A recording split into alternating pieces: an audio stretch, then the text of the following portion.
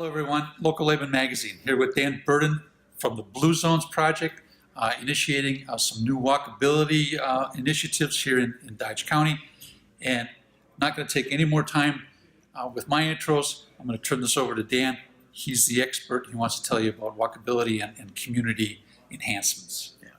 Well, let me start with what Blue Zones is all about. Blue Zones is a whole approach, a holistic way of bringing back health to individuals and to entire communities, both individual health in the sense of the person's ability to live healthy days and to live longer, but it's in a terms of community health, it's bringing back the energy it takes for a community to be successful financially, to become a sought-after place for people to bring jobs and retain jobs for the youth that had the fortune to grow up.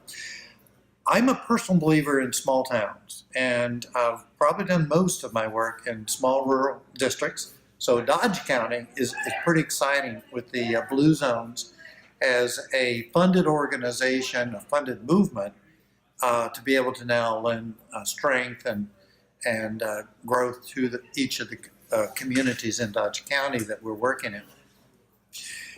The reason I believe in those small rural communities is that we know that we need to adapt to what the world is becoming. The demographics are very different. The type of jobs that will exist in the future are quite different. All these things, though, I think favor a small town that is active, working toward becoming a stronger place. And one reason I feel that is that smaller towns have the ability to bring change faster, to really adapt, where some big towns, it's much more sluggish. Change is much harder in a large town than it is in a small place. Small towns appeal to so many people. They're close to nature, and something we refer to as biophilic design, kind of a funny word, which really means that the more we connect ourselves with nature, get out in nature, just be near the presence of nature, the healthier we become. It also turns out to be a better way for people to learn. People who are connected to nature actually learn faster and retain more. So again, so much favors a smaller rural place. But small rural towns today often have been left without the kinds of funding, finance that some bigger towns are able to get. But the funding is still there. And so we've had success in now hundreds of towns during my career, 30, 40 years almost, of focusing on people first. Small towns too much copied what the big towns were doing in terms of just going full bore support for the car, thinking that that was the way to build a town. It turns out to be just the opposite. The towns that have done the least for the car have had the least amount of damage done to them. Still support the car and its movement and so on, but more and more to focus on the people.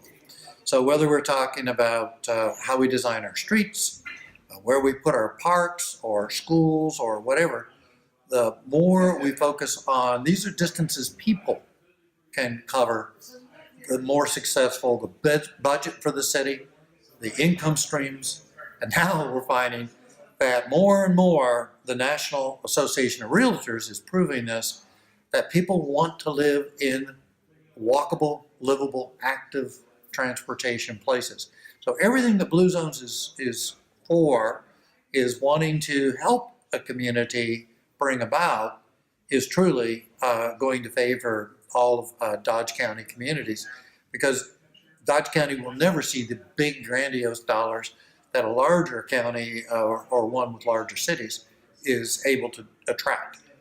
So to me, small is not only beautiful, it's functional. It's what brings back the energy. And small rural towns in America are made up of really great people. So Beaver Dam specifically, we took a little walk earlier today. Yeah. And we walked through the downtown and saw a couple of things, and you made some examples there. Yeah. And from what I took on that stroll, is we've got just a whole bunch of nice things that we can do with relative ease to get this thing going. As an outsider, offering my perspective, Beaver Dam, in our walks today and a previous visit I was able to make, one of the things I absolutely love about Beaver Dam, not only its size and scale, and it's got what I consider a magical population size, I think that the great assets of the community, a beautiful stream flowing through the town, the presence of all natural resources nearby, including the marsh. This is the big town. This is the focal point for people to come to the region to now enjoy the town. What I also picked up on, a lot of great parks. I love the gazebo in the park. It's one of the best gazebos I've ever It's a seen. dandy, isn't it? Oh, it's a dandy. I also think that the bone structure, I'll explain that. All towns have a certain layout of streets and where the buildings sit, the concentration of certain buildings which become critical, the city buildings, the ones that create the civic life, but also the commercial buildings, the block size, the block scale, and then having the stream run through the community.